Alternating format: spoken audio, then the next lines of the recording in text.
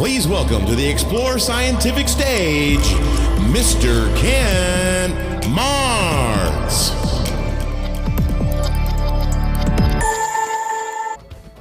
Hey everybody, Tyler Bowman here. That's Ken Martz.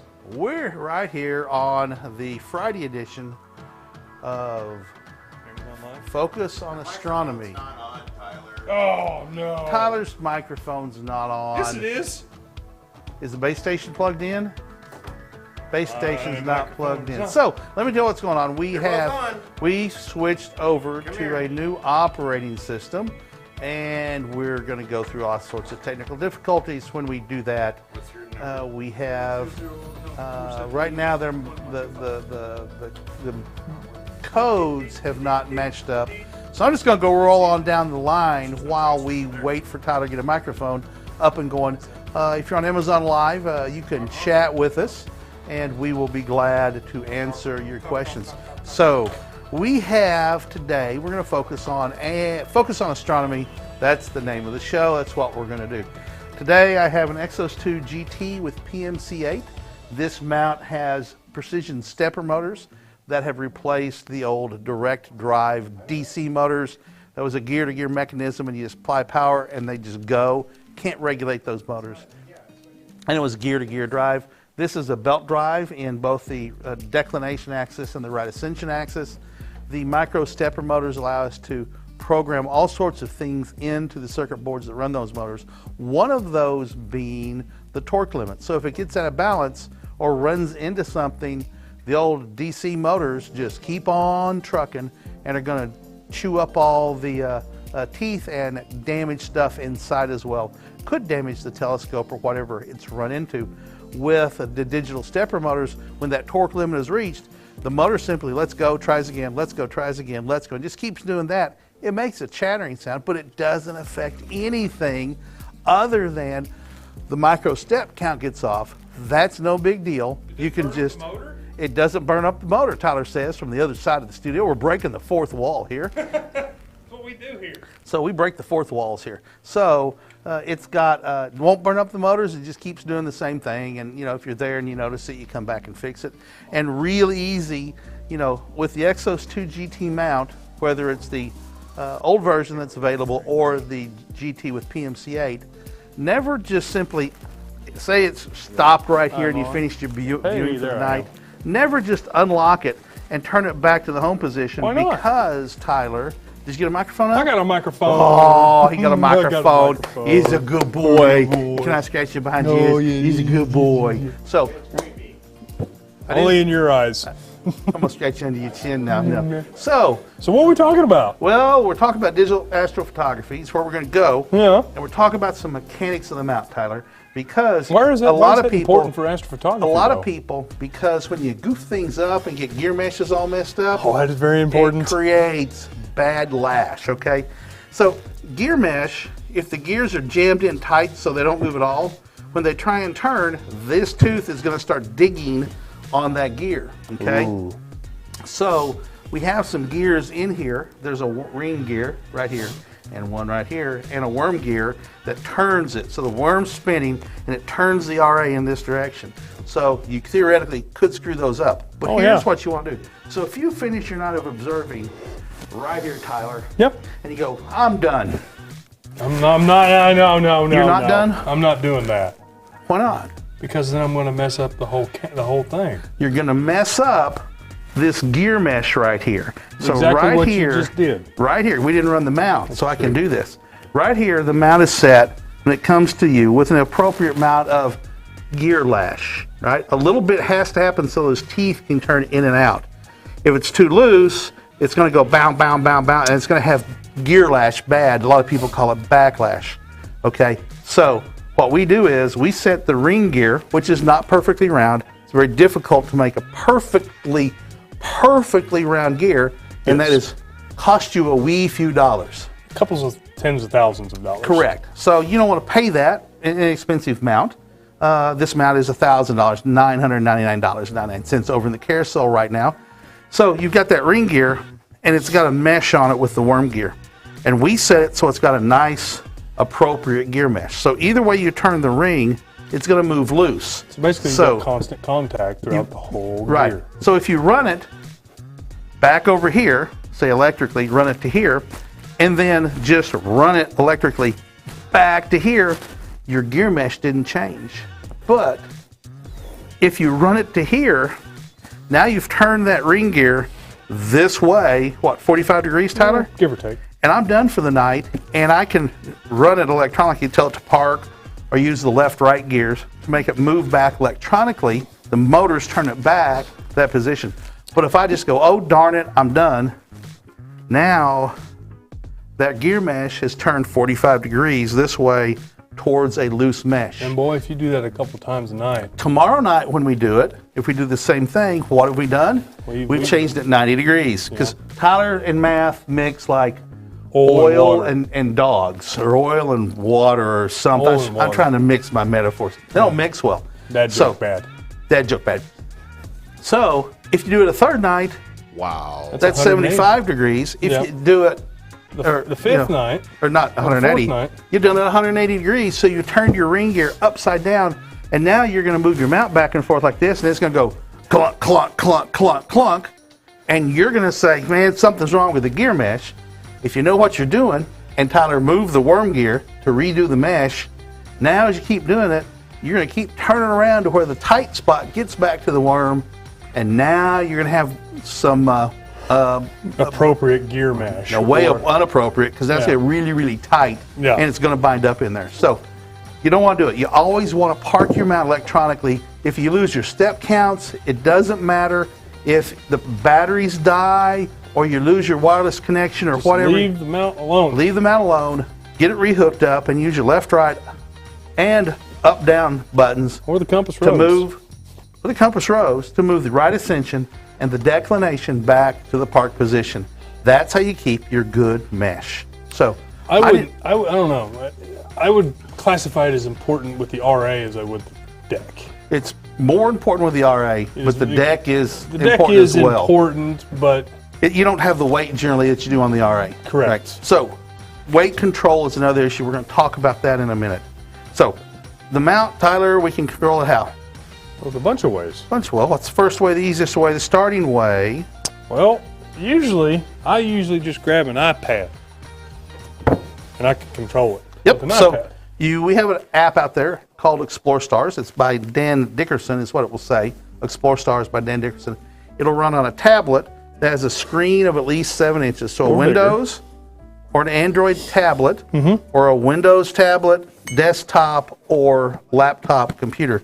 Now then, the point being, it does not run on an iPhone or an Android phone. Technically, there's ways to get it to run on an Android phone, but the screen is so small it looks wonky that you can't touch the buttons, or you can increase the screen size and then you can't see all the buttons. So while you might be smart enough or educated enough to be able to load it, it's not gonna work. Okay. Effectively.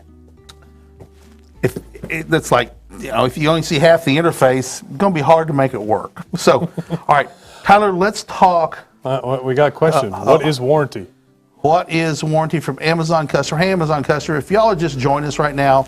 Also, you great mustache. Thank you, sir. I've been working out for about 4 days now. With a zero on the end of it. With a zero on the end of it. That's just about right. Maybe 3 days with a 3.8 days with a zero on the end of it. Anyway, I appreciate that. So if you're just watching us, click that follow button if you're new to our channel here on Amazon Live, and we would love to see that. So Richard Grace is here. Hey, Richard Grace joins us. Hey, howdy, Richard. Howdy. So what is the warranty? It comes with a... well, it depends. Okay, you go through it. Well, no, it depends on, the mount and the telescope are the same. Uh-huh. It is... A 1 year warranty. 1 year warranty. Extendable. Extendable if you register it. If you register within 60 days of 60 purchase. days of purchase. Correct. And then, how do you extend it past that 1 year? You actually sign up for what is called the Explore Alliance. Right. You join the Explore Alliance, which is a membership It is a membership program. And so it's going to cost you $100 to join that. We're on Amazon, Ken. Yeah, we can't talk about Oh, yeah, we can't talk about that because For some reason, we can't sell the Explorer Alliance on Amazon. But It's a anyway, product. if you want to find out more about the warranty, contact. You cannot go off the website. Contact us Here, through Amazon. the Amazon Live chat function right now, and we'll get your email address, and we will take care of you, or Nora will reply back to you, or you can go to our Explorer Scientific store, and the warranty should be explained there. If it's not, again, click the contact button and get with Noah Menard. He's the Amazon guy for Explorer Scientific, and he'll outline the warranty for you and how the membership programs work. Amazon customer, we're all having so much fun learning about space. I will follow. We appreciate that very much. We work hard to be educational. Yes, we're a sales channel. I mean, Amazon's a sales channel, but we try hard to talk about the educational aspects of astronomy, how you make mounts work, things like that. So Tyler isn't practicing. Dang it. He's like a doctor, always practicing, never learns the trade, but he's a practicing astrophotographer. I need weather to He cooperate. needs weather to cooperate. That's the. Wait a minute. Have you not seen our new cloud filter?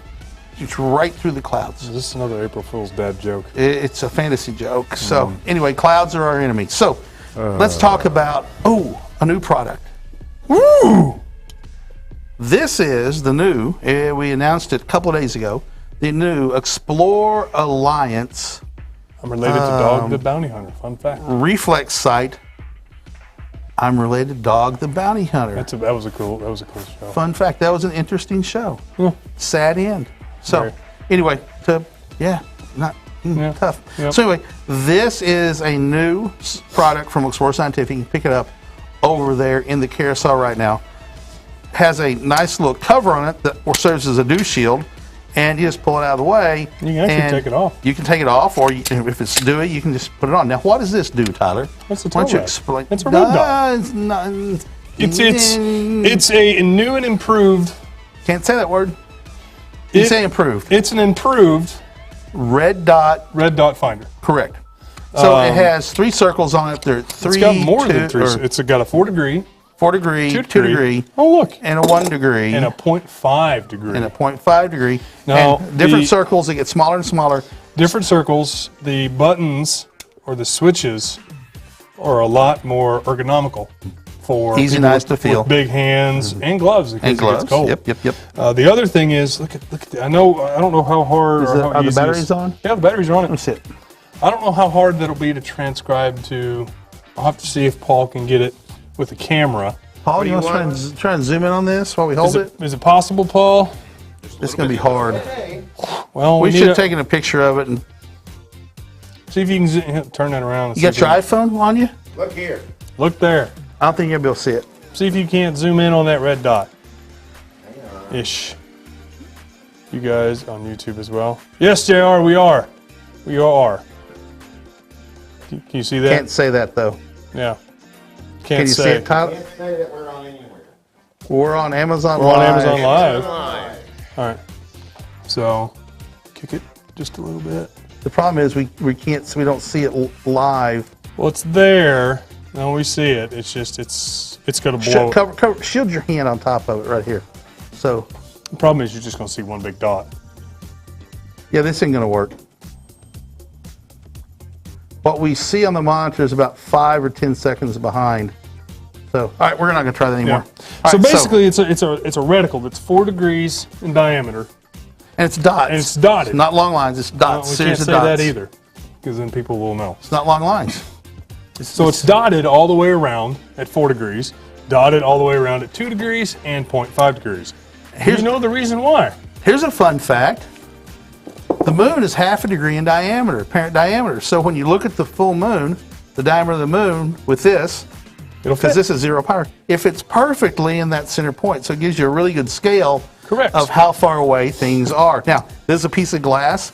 It's got coatings on it. It's not just a piece of plastic or some window glass. This is coated glass, just like not just like the coatings we put on, but it's the same kind of coating process. Correct. So it transmits light or reflects the light really well. And how it works is I simply close my left eye or right eye and look at whatever it is I'm trying to aim at, and you get a heads up, zero power display, and you'll be able to find stuff with this. Yes. It comes with a mini Vixen style foot on it, so it fits on all telescopes. If you have a telescope that uses the Cento Celestra and Orion mini dovetail, it'll fit on. And if you have the new Explorer Scientific hybrid 2-in-1 finder foot, which comes now on all of our FCD 100 and some of our first light telescopes, it simply slips on really simply. Let me unlock the deck and spin this around. Is this going to work over here? Is that out of the shot, Paul? Yeah, he's going to have to readjust. He will have to just leave it. There we go. What am I looking at? Right here. Come out further. Come out further in which? That way. Better? Yeah. That's where I need it. All right. There you go. So let him get back and switch the shot. Here we go. So it easily Switched. slides right in here. Bump. And then tightens right on down. And there you go. And it has a bump stop on the end of it, so if it comes unscrewed somehow, Beep. while your telescope is pointed up at the sky, well, guess what happens? Nothing. Nothing. It just sits there and doesn't fall down and hit the ground and can make you cry. So, all right, so we've got the red dot finder on. Let's talk about what we're going to do next, Tyler. So this is how it comes out of the box right here. Has a beautiful focuser, nice. That's what, 10-to-1 and 2.5? 10-to-1 and just standard whatever it is. So What does the telescope come with? telescope comes with the 2-inch diagonal, 2 inch, 2 and a quarter? 2-inch, and then it has an adapter so you can use 1.25-inch eyepieces as well. Comes with 2 extension tubes that fit on. How important are right those here. extension Well, tubes? why don't you tell them why I'm getting ready to do this? Because you know the answer just like I do. But they don't. You're more entertaining. To get to the focal point, you've got to get your camera sensor back here where the focal plane is. Correct. So we're going to do that. It's going to come just like this. We took this out of the box 30 minutes ago. Yeah. We're going to unscrew this right here, which is called A tension collar. a tension collar. And not interestingly, it does have a set screw that if you want to lock this down and in place, you can. Just And be then mindful that it is pressing into. the metal, you don't have to It's put. pressing into the threads. Yes. That's very important. You don't have to go all gorilla on it. You just want to go a little Just bit. a little quarter tight. And this extension tube just slips back on and screws on. Now, if you're just going to do visual using the diagonal, There's another one. you put the tension collar on and then put the diagonal in, right? Yep. But we're doing astrophotography today, Tyler. So what are we going to do? We got to put on the other one. We're going to put on the second one, Now, that gives us enough proper back spacing for back focus. right? So we can get it in focus. Now then, since we're doing astrophotography, and this actually produces a curved field because it's got a curved piece of glass, and when the light comes out, it's going to smear on the outside edges. Smear? Smear, like a smear of cream Oh, cheese. It's going to smear the stars. To fix that, I hate it when you do that with a device that costs as much as that field flattener focal reducer cost. So, and if you drop it on my iPad, I will poke my thumb in your belly button multiple times. Okay, enough of that. Okay, so What's this for? it comes two ways. You can either By a specific adapter. adapter. You can put this into a 3-inch focuser, which is not on here, But we do have them available. but we do have them available. Or, And yes, this is live. Amazon customer. Of course it would be. We're just having a little technical difficulties because we see two screens at once. So Yep. they get two of Kenton and his glorious mustache. yes, and my beautiful blue shirt. So this device, which is over there in the carousel, is an adapter that allows us to unscrew This gives us the that barrel. and it gives us the capability of thread-on adapters. So I'm going to take my time because I don't want to ever force the threads. There we go. Going to spin on. If you have threads, fine threads, and it doesn't spin on easily, stop trying to force things because that's how you cross thread stuff. Yep. So this is a field flattener. This device is going to get your field flatter. And a focal reducer. And it's a focal reducer. We'll talk about the flattener first. The flattener does not give you a tabletop dead No. pool table flat, okay? It flattens it out so you can focus in between it so you can get both things close to focus. Is effectively, except really high-end like NASA level stuff, allows you to have really, really, really flat fields. So now, as you can see what's happening, this adapter allows us to screw the field flattener focal reducer Yep. onto the focuser. Now, Tyler, why don't you talk about what the focal reducer does? Well, first, let's talk about the focal length of this particular telescope. It is 952. I have a focal ratio of 7.5, if I remember. That's correct.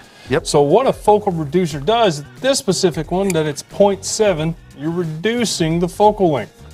How it does that is there's a big piece of glass in here and it just reduces, I don't know the theory. It folds it back. It folds it back and it decreases the focal length. And why would we do that? We get a long focal length, Tyler, to get more magnification, to take pictures of smaller stuff, make it bigger on our camera sensor. True. Why do we then squish it back down again?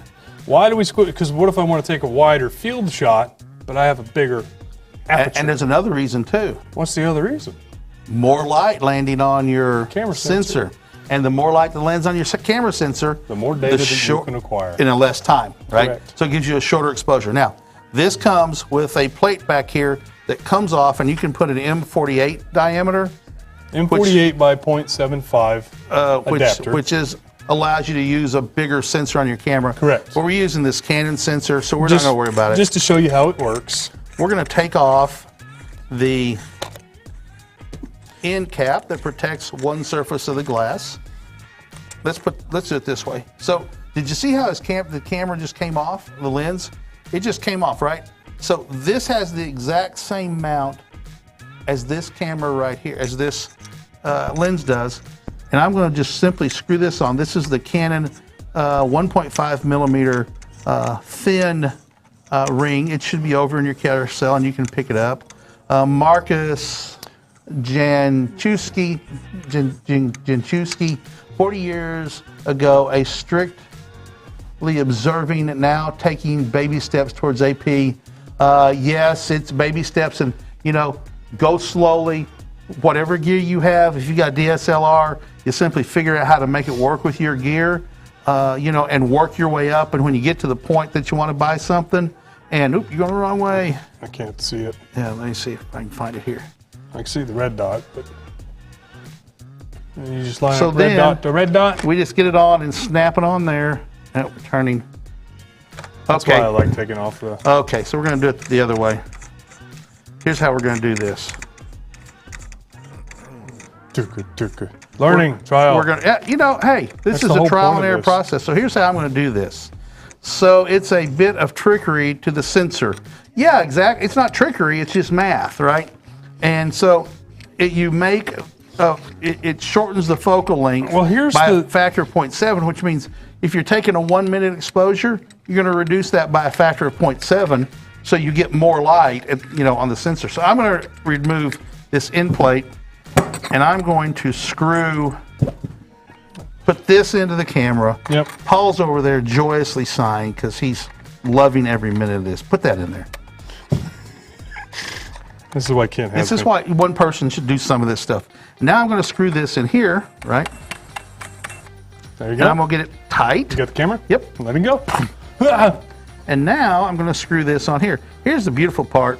Once you do this a few times, it's a lot easier. Or you just leave it hooked up, right? There's the key. Here's the hard part, is getting those threads started and not cross-thread them. Gotta find where the start of the thread is. This is also Kent and Tyler's Comedy Hour. You need some help. Are you sure it's comedy? Oh, it's sad comedy. Sad. You want me to help you? No, I got it. I know you do. I just. And this is, you go out and do this stuff, and our advice is to practice it in the daytime. Oh, 100%. a lot Do it on a before you padded, try to go up. Padded. Now, I'm going to quit talking right now, because when I talk, Spittles. spittle comes out of your mouth, and we'll get on that. So we're going to quit talking here just a minute. You talk, and I'm just going to So what a focal reducer will bring this particular telescope down to is 666 on the focal length. And actually bring Tyler, down you're the out of the f-stop. shot. And actually bring the f-stop down to 5.5, I believe. something like that. Something like that. It's in the fives. I'm not the math thing. Which makes it faster. Math. Tyler, Math. run. Tyler, rock. Okay. Which makes it theoretically rock. faster. Now, what does that mean for astrophotography? As Kent was telling earlier, the integration time is a whole lot quicker. You don't have to spend 2 hours on an object. You can spend hour. Now, by 2 hours, he doesn't mean a 2 hour single one exposure. He means 2 hours of 1 minute or 2 minutes or whatever. Yeah, just whatever kind of exposure time that you're trying to do. I just use an hour just for general reference. Okay, so now I have that. We didn't balance it. And So we haven't balanced it. Hang on. And it's not locked. It's not locked either. There we go. So it's not balanced. We have a whole lot of weight out here. Well, my camera's upside down, or that's not how I want to frame the object. Real simple. We unloosen one screw. We turn the focuser till we get the framing we want. We tighten that thumb screw again, and there we go. Now then, when people are focusing, if you have to focus all the way out, what are you laughing about? It's upside down. Here's the cool part. Things in the sky don't matter. Your mind doesn't use anything in the sky as a reference point. That's why that's why there's a crop and flip tool. Right, you can crop it, you can flip it, you can turn it, you can rotate it, whatever. If it's a long, skinny thing you're trying to take a picture of, then you're going to want to frame it. That's right? the thing with astrophotography that people don't think about. That in particular, it's upside down. How do I fix it? Rotate it. You rotate. So one thing I want to talk about is you have a focuser. If you have to focus all the way out or almost all the way out to get it into focus, you need to add another extension tube, because when that draw tube, the thing that goes in and out, comes all the way out, it starts sagging. Yes. So you want the draw tube as far in there as you can get it and still get into focus. Correct. Correct? So usually with a reducer, you take away extension tubes. Yeah. Because you're taking away the native focal length. But in this case, that focuser goes in. Yeah. You're gonna make it work. All right, so now we're gonna try and balance the telescope. We're gonna see how it's gonna go. So we already know it's heavy on that end. Oh yeah. I'm gonna carefully unlock this. Why not just real heavy? So what we're gonna do is we're gonna loosen up the cradle ring. The cradle very, very slightly until you get to the point that you can slide. And again, this is brand new. Oh boy. And it's been out of the box for approximately less than an hour. Less than an hour. Now you're too heavy. No, that's going to be, let's just find out. So I'm going to tighten one of them down. I'm going to tighten both because I'm not going to let go of it. Yep, way too heavy. And this is how you do it, right? I knew. This is how you tighten. You want to pull it? Hang on just a second. Let me loosen a little bit more. That's good. Let's try that. I'm going to tighten it down a little bit. Little by little. And you just take your time and do this, right? It's no big deal. So we have a question here. Hang on just a second. David Samard says, what do you call the connection the camera 2-inch to telescope? What do you call the camera connection? What do you call the connection the camera 2-inch to telescope? Is he talking about the Canon ring? The T-ring? It's a Canon T-ring. I think that's what he's talking about. The thing that connects the camera to the telescope is called a T2 ring. T2 ring. Okay. Pull that back, Tyler. It's usually M42, David. A little bit. There you go.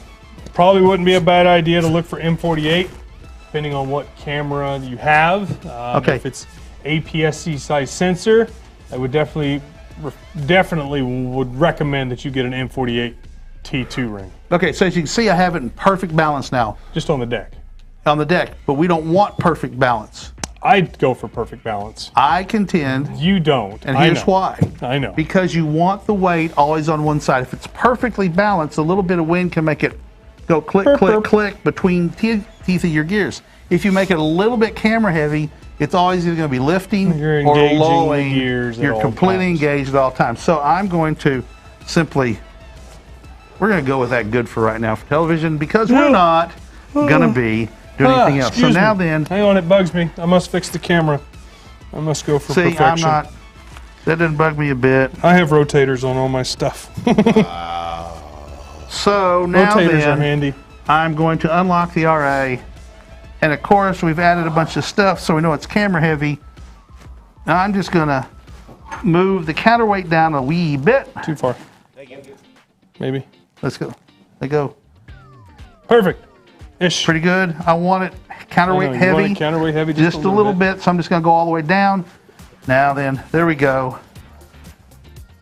Good enough right there. So now we have the telescope balanced, right, Tyler? Yep. and we are ready To rock and roll. start taking pictures. So Yay. we're going to make this mount move with the Native app Explore Stars. Now, we don't recommend you using Explore Stars for astrophotography. Can you do it? Sure you can. The key is to get a really good polar alignment, and we're not going to go into polar alignment on this episode. That's a whole nother story. I can give you a rough polar alignment using a broom, where you use a compass, account for your magnetic declination, and get pointed at true north, and start working on getting a good polar alignment. Then use what's called drift alignment. Yep. We probably need to do a video on drift alignment next week, so we can start showing people that. Boy. Oh boy. So Question. okay, we got some questions. What okay. is your type of choice of telescope when doing AP? Hang on a second. That's a broad. We ouchie meow teams. Let's explore boom. Okie dokie. Let's explore boom. Is it upside down? Yes, it is upside down. It doesn't matter where the camera is because it doesn't care. Marcus Janchewski, which is your choice of scopes through most of the AP? That's a tough question. It all depends, On what you want to shoot. Marcus, on what you're going to shoot. Talk about that, Tyler. So, like Kent said, it all depends on what you're wanting to shoot. Are you wanting straight planetary? Are you wanting deep sky objects? Are you wanting a little bit of both? Lunar. Or you want lunar? Or you want straight Planetary. nebula? You want wide field as wide can get. Yeah. So it really just depends. It's like wrenches. It's like any kind of tool. It's like a wrench. There's channel locks, there's vice grips, you're out of the shot almost. There's vice grips, there's channel locks, there's open end, It needs to get a there's wider lens. box end, closed end, there's socket sets. Each tool has a Specific task that it's really good at. And some of them won't do anything else. Now, have I used a pipe wrench as a hammer? You betcha I have. And it worked pretty good. It'll drive a nail real well. It'll drive a nail real well, Or if you got one pipe wrench and get something to break loose, another pipe wrench comes in handy too as a hammer. So can you use different tools for different things? Yes. So, and we get faced this question all the time when we talk to That's why I like the customers. 127, because you have the versatility of some planetary, lunar. With focal extenders, you can do any of those. And with the reducer, you can have the advantages of wide field. My advice varies. They're like belly buttons. We all have one, But they're all different. but they're all different. Good dad joke. So Tyler goes to 127. I advise people who are starting astrophotography to go with An an 80. ED80 Yep. right over yonder. Why don't you go bring that beautiful, I'm bringing it. beautiful thing over here? Get it. I advocate starting with a lighter mount like the IEXOS 100 go-to tracker mount, which we designed for DSLR and a lens, or a small telescope like the ED80. look at that It's a cute little thing. That is a beautiful telescope right there, and great. Now, here's my theory on this. The bigger your scope, it magnifies what you're trying to take pictures of. It has a It downside. also magnifies. You're a goof, you goofs. go to a big telescope. It magnifies every mistake you make. It makes tracking harder. Don't get as long of exposures You got a because bad your tracking's polar off. alignment. You got a bad polar alignment. The longer telescope creates other problems Yes. that you have to overcome. If you want quick success, an ED80 and an Exos 2 with PMC, Exos 2 GT with PMC8, or even an IEXOS 100, our little sister to this one, little brother, small version of this. It's rated to 9 pounds of telescope and photography gear. This is rated for astrophotography 28. to 28 pounds. For visual, 40 pounds. The Exos 100 is rated to 9 pounds AP and 15 pounds for visual. Now then to say that, one of the people watching this, JR, is running a 180 millimeter Maxitov Cassegrain, Tyler. It all depends. Which comes in, his rig comes in at 24 pounds. Now, do we recommend that? No, we don't, but JR sure will. I guarantee it. It all depends on what you want to do. It all depends on what you want to do. People have big dreams. I've had multiple customers over the last few years who buy 127s or 152s or 165s and then call back and say, hey, yeah, you told me about that trade-in, trade-up program y'all have. I want to do that, and you get a smaller scope, and they go back to an ED80. So Usually, or a 102. Exactly. So we do offer a trade-in, trade-up program as well that offers a clean, easy trade-in, trade-up. You can contact us. Not sure you can Yeah. talk about that. Probably shouldn't talk about that either here on Amazon. Amazon is limiting on what we can say on a lot of stuff, and we appreciate that, Amazon. Thank you very much. So we hope we answered your question on what's your choice of scope do you want for AP.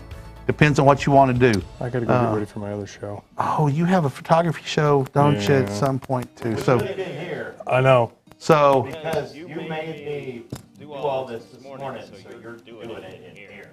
Okay, well, that's not the whole point. The whole point is I need other things. all right, go start getting ready for your show, Tyler. Appreciate you joining in and helping the comedy hour here on Amazon Live. So we're going to go on.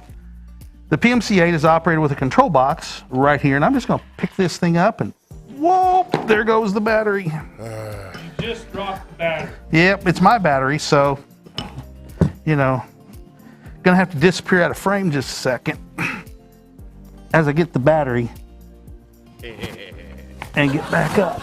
So this silver box is the brains of the operation, and the battery is the power of the operation. So as I said, this has digital stepper motors, and we're going to run this today with my iPad. However, we can also run this through a serial port, a DB9 serial port, and wire it directly into a computer to run them out using a planetarium program of your choice. A couple of free ones are Stellarium and Cartes du Ciel CDC. I use CDC, Cartes du Ciel, which is French for sky charts. And you can use that planetarium program to control the telescope, and you get much more precise control. You can also then put a guide scope up here, either on the handle or replace, put this guide scope on here where we put our new Explore Scientific reflex sight, and put a guide scope. That guide scope looks at the sky, finds a star, stays on that star, and as you run the telescope, as it's tracking, it keeps that star on 1 pixel, or as close as it can, by moving the mount itself. So the mount starts tracking, the guide scope tells it where to go, and it just follows that star, increasing the exposure time you have. The better your polar alignment, the longer exposures you can get, and the less aggressive the effort is by the guide camera to keep things on. So I'm going to launch the iPad and open it up, and I'm going to double tap to make sure we don't have any programs running. Now I'm going to go to the Wi-Fi, and now I wait while the mount Wi-Fi is off. Tyler turned the Wi-Fi off on me, the little stinker. He plays little tricks on me like that to see if I can figure it out. Of course, I do the same thing to him, so you know, tit for tat. So let's see, PMC-8 EE is up, which is not this one. This is his PMC-800. Somebody else in the building has a PMC-8 turned on, and we Go need figure. to just go figure. We're in a building full of PMC-8s. Helps if you turn the box on with the power switch on the power bank. Yeah. So there we go, PMC-8-00. This was the first production run box. It's 00. It's been around for 6 years. I'm going to tap on it. If you have to put in the password the first, you have to when the first time you use the box. It is PMC-EIGHT, just like the name you see on the Wi-Fi. I'm hooked up now. Going to hit the home button. Going to launch Explore Stars, and if we're hooked up, the telescope is going to start moving, and there you go. You can see the telescope moving right now. So, Amazon customer says, where is the telescope laser? We do not have a telescope laser. I use a rifle sight, and I actually, to verify what target I'm on, if I'm doing visual, I simply just put the laser through the eyepiece, zip, it shoots a laser up in the sky if it's dark enough and there's enough moisture, and you can see it. Now, it won't work on some telescopes. It'll work on this telescope, and you can see exactly where in the sky you are pointing.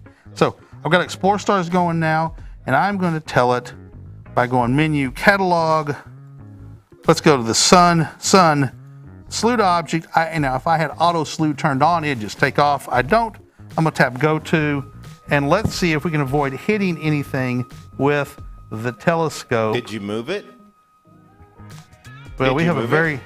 we have a very long telescope. It's not moving in deck. So There it goes. I'm going to stop it, and here's what's happened. When I picked this up, whoever put this together, and it wasn't me, I just got it out of the studio, out of the store, had not connected the deck motor housing because the deck should have been turning, and it wasn't. They just stuck the cable in there. So now I've tightened the cable, but it's gone somewhere, and I had to just hit it. To stop it, I just hit a left, right, up, down button. What is this scope that's on the mount? We haven't talked about it. It's a good question.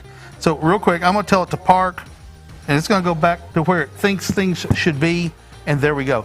This is an Explore Scientific FCD 100, 127 millimeter telescope. So it's generation 2, which means it has the new foot on it. So now, as you can see, it hadn't gone back all the way to the home position, so I'm going to use the electronic buttons like we talked about earlier, and I'm going to get it back. I'm just going to get it real rough right now for demonstration purposes. All right, so let's go to the sun again. So you have problems in the field too. You can just deal with them. Richard Postel started following. Richard, thank you very much for that follow. If you're just joining us, go ahead and everybody else, click that follow button. The more followers we get, the higher we get served here on Amazon. So I'm going to click Sun, Slew to, and Go to. And now here we go again. And I'm going to say we're going to have a camera strike on the table. So I'm just going to move the table just a little bit.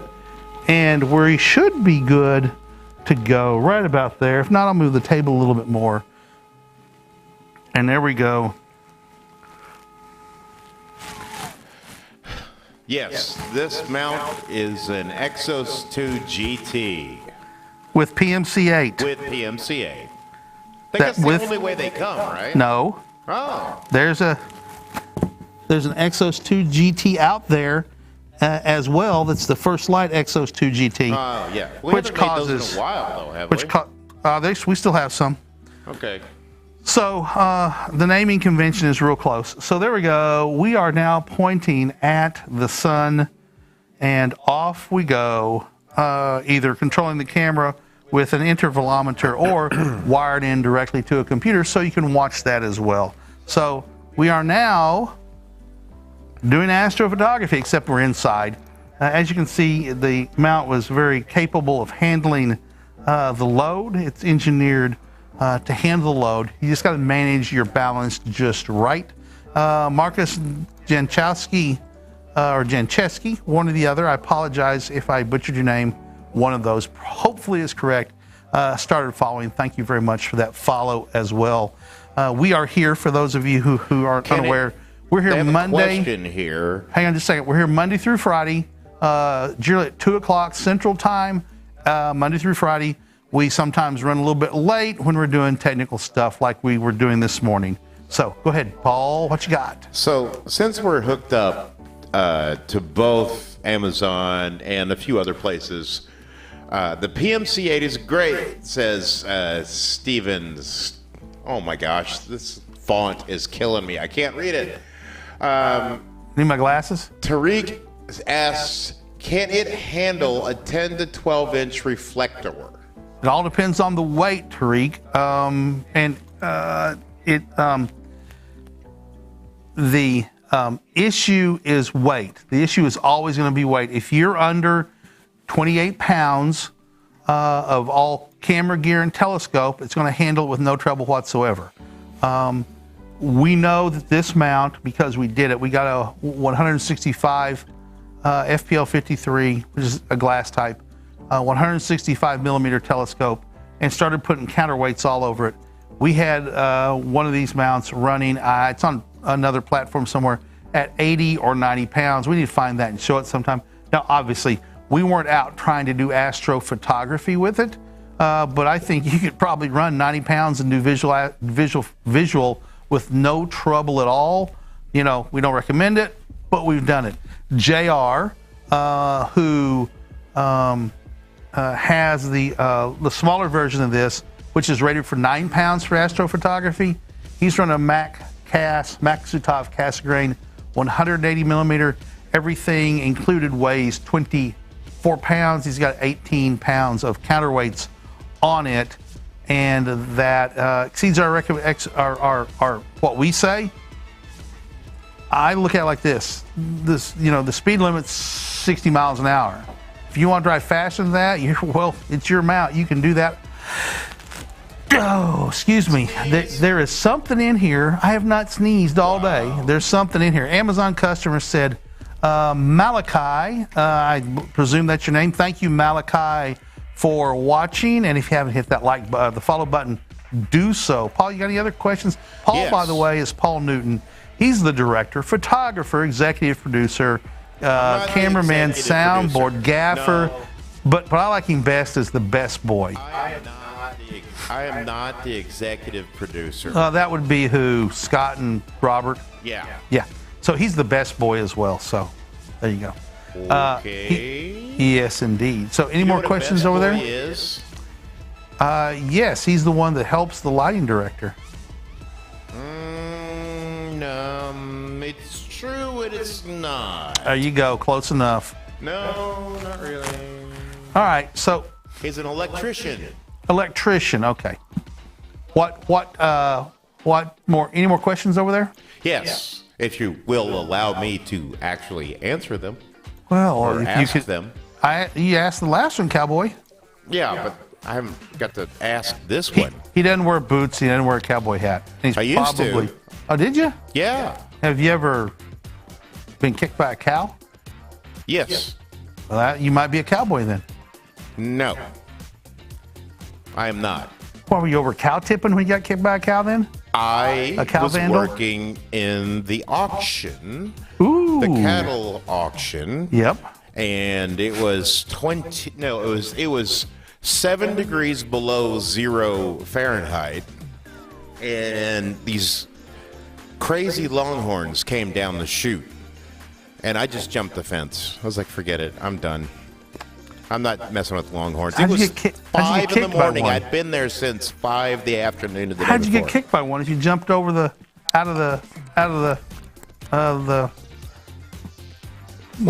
as fence, running the alley. cattle, running the alley, you get kicked every now and again. Yes, and it's quite a pleasant experience too. Have you ever run the alley in a cattle auction?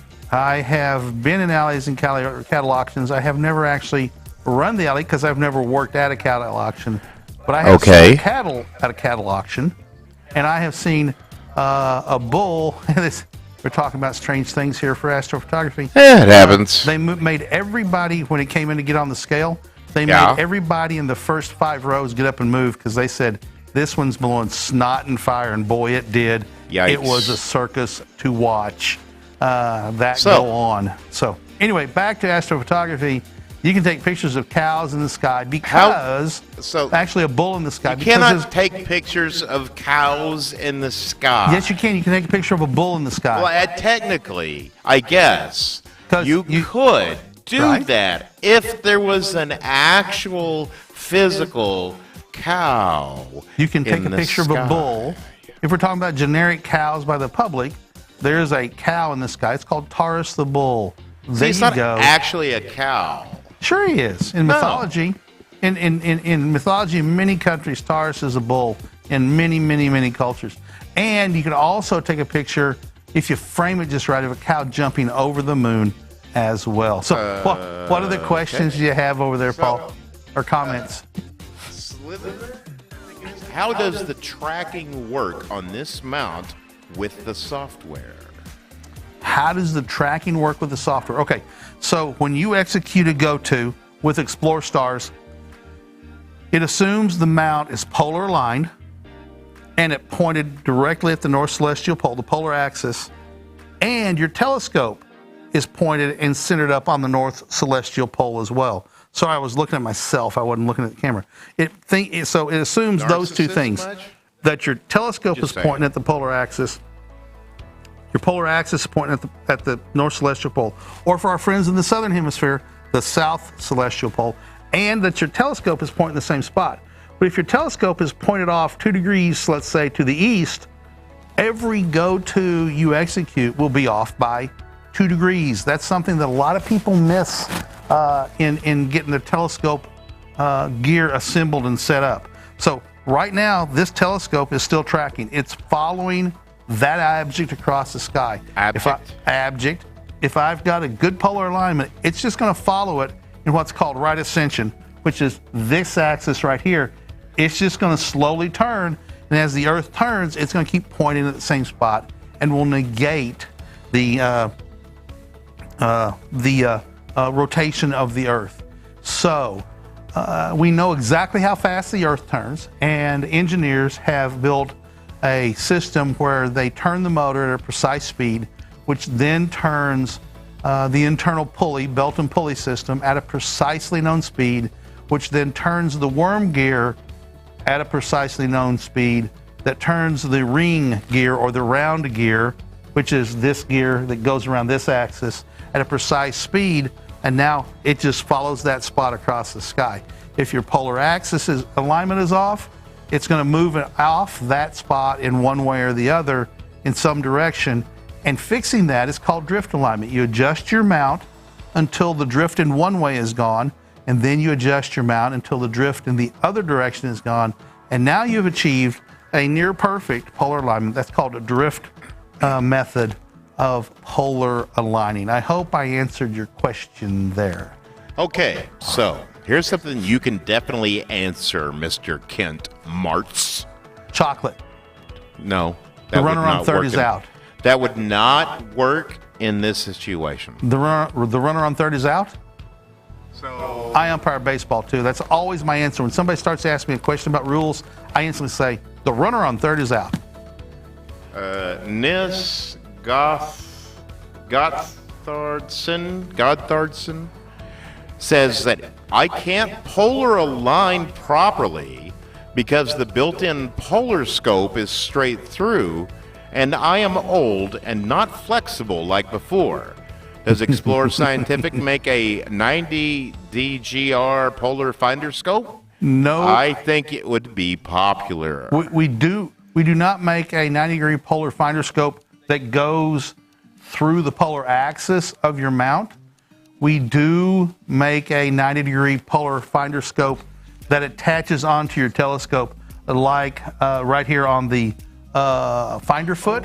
So there's a way to make that work, and it involves a process.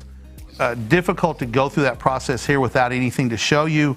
If you want to contact us through the chat function or go to the Explorer Scientific store here on Amazon, Now, you we can also hang on have a second, a Paul. video. Yes, but this is not. We can show that. It can help him polar align it a little better. Correct. We're getting ready to show you a video of how you polar align when you can't see north or can't get down. We can get you really darn close. And this video we did a few weeks ago is going to show you how to do that. It's pretty simple, too. It's a pretty simple way. All you need is a compass and something else, long and skinny. We make a humorous suggestion about what that might be.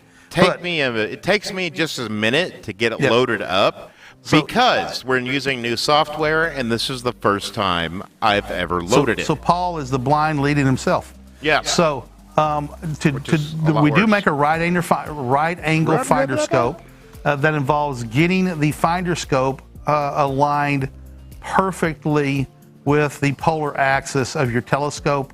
You do that by spinning it around right ascension and making adjustments. But for that to work, you also have to have your telescope aligned with your polar axis. My advice, and this is how I do it, I get in the polar, I lower the altitude of the telescope down so the polar axis is looking out at, a telephone pole or something miles away. The farther away, the better, right? The farthest away thing you can see, that's a fixed point. And then you get a friend, and on the bottom of the Explorer Scientific dovetails, there's a master screw that holds it tight, and two other screws on both the front and back that allow you to change how the telescope points. And so you can line the telescope with the polar axis so that they're both looking at the same spot. And that's called correcting cone error, C-O-N-E, cone error. And once you do that, then you can use that right angle polar finder that we sell to get a polar alignment as well. So All right. polar alignment is a long subject. Here's an easy way to get a decent polar alignment. Roll that beautiful polar alignment footage, Paul. So no beans today? Okay, roll that beautiful polar alignment bean footage. Hey everybody, Kent Martz here from Explore Scientific. Today I'm going to teach you how to polar align your telescope using a broom.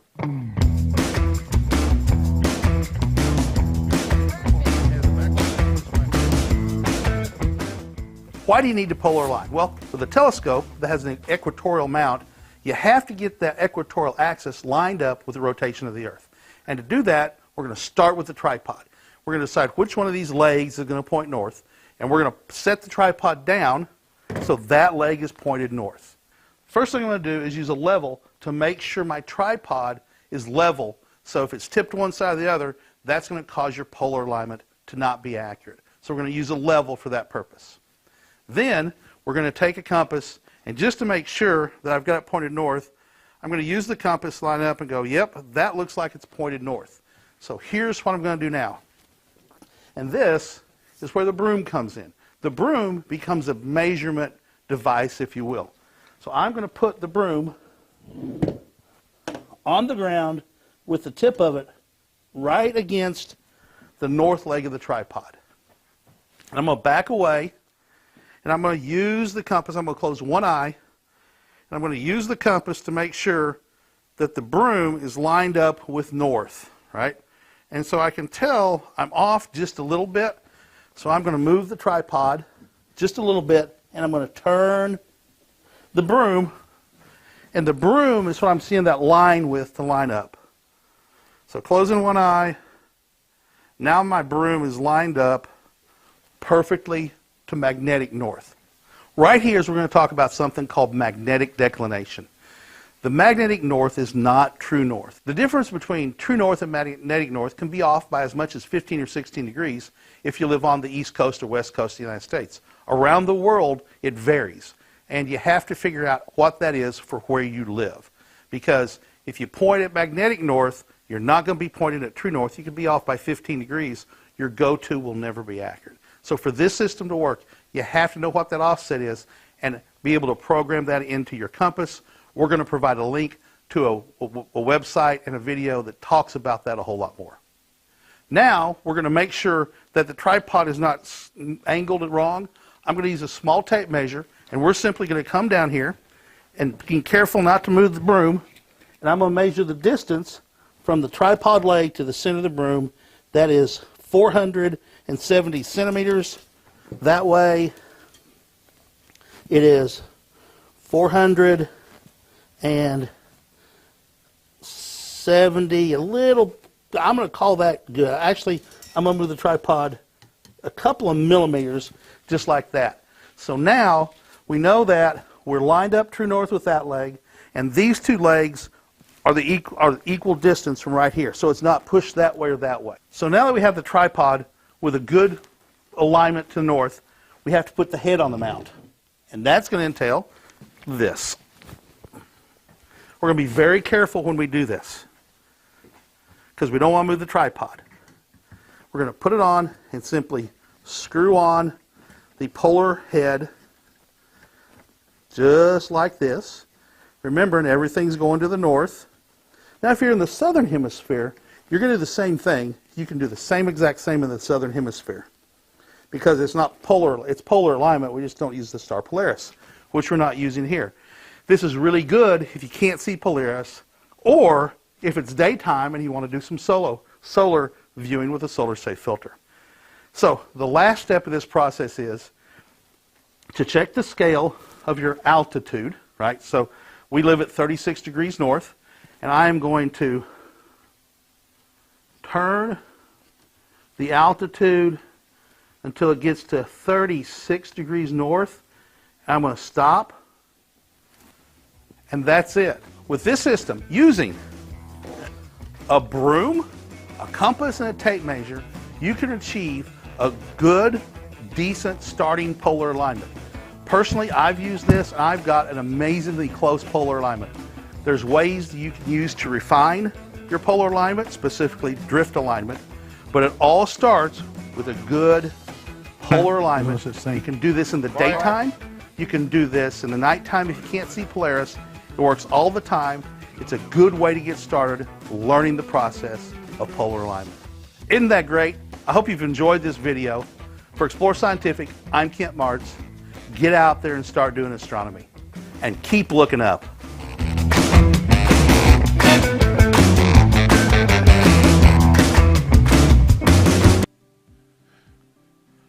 And there you go. Videos. And that's how you can polar align, get a good, decent, rough, and sometimes really good polar alignment. If you've done it a couple of times and have your altitude set correctly, and you go back to the same location or anywhere else within that same region, your polar altitude, like here in Northwest Arkansas, we're 36 degrees north. If wherever you live, once you get it set to your latitude, you go somewhere else and you stay within, close, you get your left, right, you get your understand magnetic declination wherever you are and get it right, you can get a really solid polar alignment to start with, and then just have to fine tune it through using the drift method to achieve polar alignment. You can do that either visually or photographically. We're going to talk about that on a future episode. It's not, alchemy. It's not turning lead into gold, but it does take a little bit of practice and skill. I like alchemy. Why do you like alchemy? We turn bread into gold. You can turn bread into gold. Yes, if you have enough bread, you can sell it and then buy gold with the dollars it's you alchemy. make. So I hope that helped you a little bit with an idea of how you can polar align when you can't get down on the ground a whole bunch. I fully understand that. We all get to that point in our lives where we can't do that anymore. That's a technique to get you really close. And if you do a polar alignment, drift method, either visually or with a camera, once you get that done and get that altitude right, and now it's just a matter of getting the left right in the azimuth set, and the more you practice using the broom method, the better off you'll be, and pretty soon you are able to get a pretty good polar alignment without having to look through the polar alignment scope. Now then, there are all sorts of other programs out there. If you go the route of connecting our PMC-8 system up to your computer, lots of different programs out there offer a polar alignment routine as well. So it says here, yes. Ivan Salmon says, please help me with the Explore Scientific 901250 Mac. Say that again. Please help with Explore Scientific 90/1250 Mac. 901250 Mac. In the United States of North America, we don't sell a 90 millimeter 1250 focal length Mac that I'm aware of. Is it a National Geographic automatic telescope? Is the question I have. Let's see what the answer comes back as. And so while we wait for that answer to come back, because Europe sells... I'm from India. And if is that kind of rechargeable? Okay, that's something else. They're talking about batteries on the stream. Yeah, so the streams, people start talking about all sorts of stuff. This is a big old family that we create on our shows. And it is awesome to see all the people that jump in. So the 901250 may be a Bresser or First Light telescope. It also could be a National Geographic automatic go-to telescope, but we do not sell that one here, so I'm not familiar with it. I'm sorry about that. Yeah, the European and Asian markets aren't run from this office, Right. and they We have have- slightly different products at Correct. times. So we have 3 divisions. We have Bresser, that European. It runs the European, and I believe they serve the Middle East, and then China, and maybe some in India, and then China serves Asia, and I believe India as well. Yeah. So there we go. So all right, so have come up. But what on, about a Mac Cassegrain would give troubles? I mean, just in general, maybe you have some tips for it. So it depends on what the troubles are. Read the question again for me, Paul.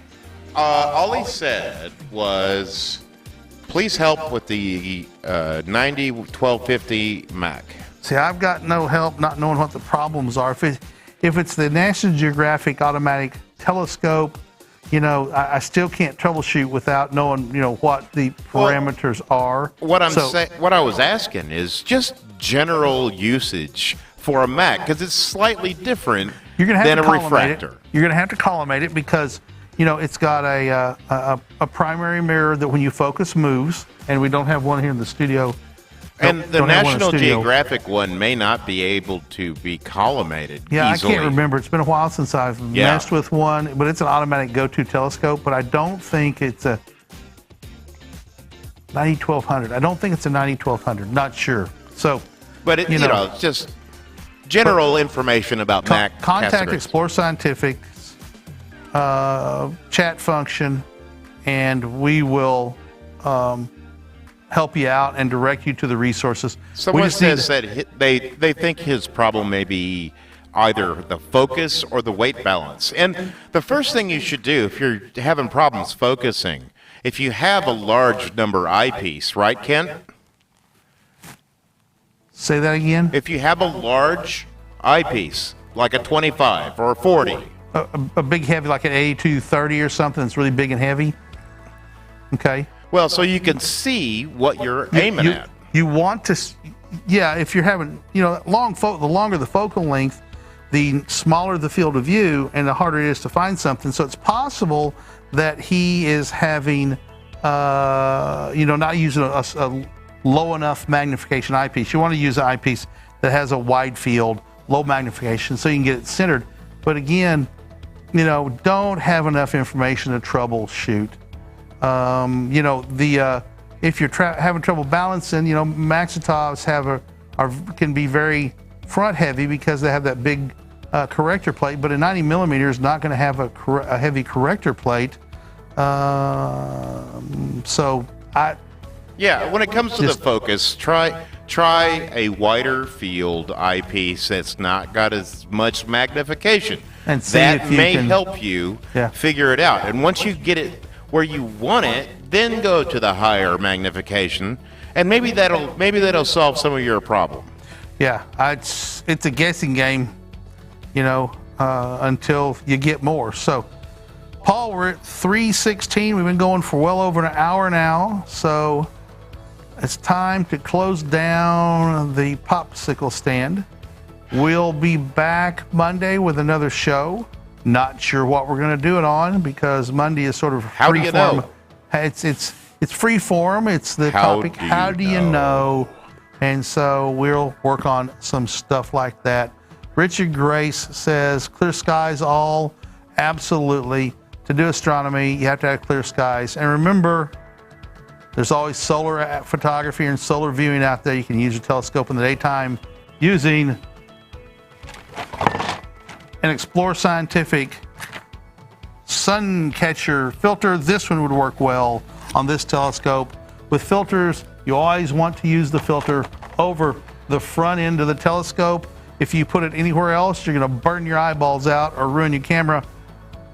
And as Paul Newton said the other day, you can replace your camera. You can replace your telescope, You can buy a new camera, but you can't replace but you can't buy a new Mark eye. 1R or Mark 1F, left L, Mark 1L eyeball. You can't replace your eyeball. It's always be used care. But a great time can be had looking at the sun. You've got sunspots up now. Going to be having sunspots for a while. we should have a couple of years of really good solar viewing here with sunspots. So I've got a little bit more information here. Okay, He good, has good, good, good. the Exos 2 PMC8 for his 152 millimeter Explorer Scientific Mac. He has 100. So the question is, will the Exos 2 GT with PMC8 handle the 152 Mac CAS? Is that it? I think so. Read it again then. Thanks to all of you, I have the Exos 2 PMC8 and go for max accuracy in alignment for my 152 Explorer Scientific Mac Newt. Yeah. But thank you. He's got the Comet Hunter, the Maxitov Newtonian Comet Hunter, which is at this point a discontinued telescope that we had for a number of the years, and valuable now. At the end, they sold out fast. They struck a nerve, and we're talking about a relaunch in production with some revisions. That's for the future, but it'll happen sooner or later, I suspect. Became a very popular telescope. How can he make that more accurate? The go-to more accurate? With his Max. So here's some by Richard Grace Loves, my Comet Hunter. So to make the go-to more accurate, you need to always manage your weight and try and set the system up the same way every time so it's repeatable. And then you need to make sure, as I talked about earlier, that your cone error is zeroed out. So you want to make sure that the center of your polar axis is exactly lined up with the telescope is lined up with the center of your polar axis. So you simply do that by making sure your polar axis and polar scope, your polar scope's in there in this tube, right? And it's pointed like that. It's not lined up correctly. You got to work to get that like that. I may do that as a show next week. Yes, please. To show you how to do that. We'll have to see if we can get a camera shining through the polar finder scope and show how that works. So Tariq says that there's a problem with the sun catcher because it doesn't work on different scopes. That is correct. But it's incorrect. Cut it up for a particular scope and you go to put it on a different scope, you take the chance that it's not going to stay on there. Well, the sun, but they're so inexpensive. You can have one for every one of your telescopes out there. And you could just get some extra foam. Sure, we could and deal with that. Trade it out for the different telescopes. But then, if you do that, Paul, then the stickum on it that holds the black heavy foam in gets ruined, like the one here I have. It's been pulled out so much. There's workarounds. There's workarounds, but they're so inexpensive that you might as well just get a bunch of them. If you've got two telescopes, just buy two of them, have one for each one. Get one for the telescope. Like, I have multiple red dot finders, heads up, zero power red dot finders. Yeah. And I just put one on each telescope. I'm going to do the same thing with the reflex sight that we just came out with. I'm just going to put one on every telescope and go on down the road. It's kind of like you can't just put any old tire on any old car. It doesn't work. It might be a 5-hole. It might be a 6-hole rim. It might be a 15-inch tire or a 20-inch or a 32. There's all sorts of different variables. The equipment. Fortunately, anybody can get one of these as long as it's the right width to cover the objective. And let's talk about that a minute. Because there's different sizes. You don't. The film is 12 inches wide, right? And so people go, well, I can't put it on my 16-inch Dobsonian telescope. Sure you can. You can simply put it on there and we'll make a bigger piece of cardboard frame, and they go, well, I'm not using the full aperture. You're looking at the sun. You don't need your full aperture, right? All you need is get an image of the sun. And for instance, we could create one that's got an overlap in it that's glued down and put a hole here, a hole here, and a hole here, and a hole here. So you have 4 holes, 3 or 4 inches in diameter, and it's going to work just fine. Because look, if you use a Newtonian telescope, you already have a hole that's a couple of inches Yep. anyway in diameter, right in the dead center, and you don't notice it when you And look if at the you've sun got or a anything else. 16-inch refractor, Yeah, the 16-inch refractors are few and far between out there. Yes, Exactly. few and far between. So we're going to go ahead and wrap up, not ramp up. We appreciate you giving us your time watching. Thank you very much. If you haven't done so, Matthew McCauley, I think it is. It's hard to read this font. He says he just purchased his sun catcher this morning, and he can't wait to get it. awesome. Thank you for that. We appreciate you considering us as your go-to source for that sort of stuff. We work hard to be on lots of platforms and be able to be in contact with the customers, make it easy for you to contact us. We are going to have to wrap it up now. I'm Kent Martz. If you haven't clicked that follow button, click that follow button so you get notified and more people get to see it. On behalf of everyone here at Export Scientific, including the all-encompassing Paul Newton, who's the jack of all trades here in the studio. Not the jack of all trades. Well, what would you be then?